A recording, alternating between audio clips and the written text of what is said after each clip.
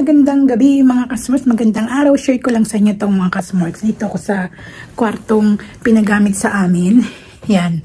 Dito ang aking gamit sa dun sa kabila. At dun sa kabila naman yung sa kasama ko. So hindi yun ang iti-topic natin ngayon. Pasensya nyo at medyo ngarag ng pagmumukha natin. Ko pala, di ba? So ita-topic natin ngayon ito. Pagkain na naman mga kasmorks. Share ko lang sa inyo ito. Pierre Hermé. Pierre Hermé sa French. Ito yung, merong isa pa, yung Caret. Sa famous na bilihan ng mga sweets dito. Meron dito sa Champs-Élysées pala, pero meron din sa Galeries Lafayette dito sa Paris. So, share ko lang sa inyo mga kasmorks. Ito yung binili namin is macarons. Hindi yung coconut macarons na lagi natin ginagawa, diba? So, pakita ko sa inyo.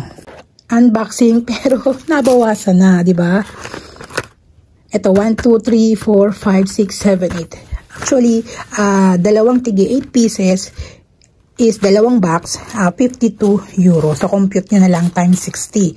So, magkano bang isa? Kung ang isang box is around 26, diba? 26 euro. So, per piece, compute na lang natin. So, dahil nakain na namin kanina, ang kasama ko ito, actually, ang bawat isa pala is, kaya ito na lang palang laman. So, bawat isa ay may 325 euro. So, i-multiplied mo by 60. So, 195 pesos. Itong maliit na to.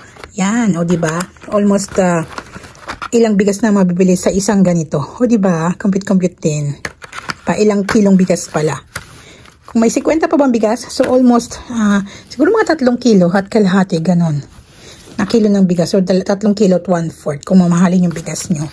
Yung isa pa lang na peraso ng macarons. O, diba?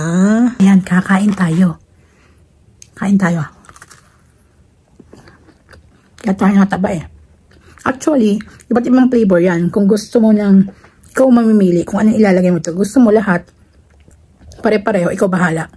Gusto mo ng assorted, kung gusto mo dalawa, bahala ka kung ilan ang ilagay mo. Basta 8 pieces ang, ito mas yung citron siguro to or lemon. So, yun lang. Kaya ako natabain ganito.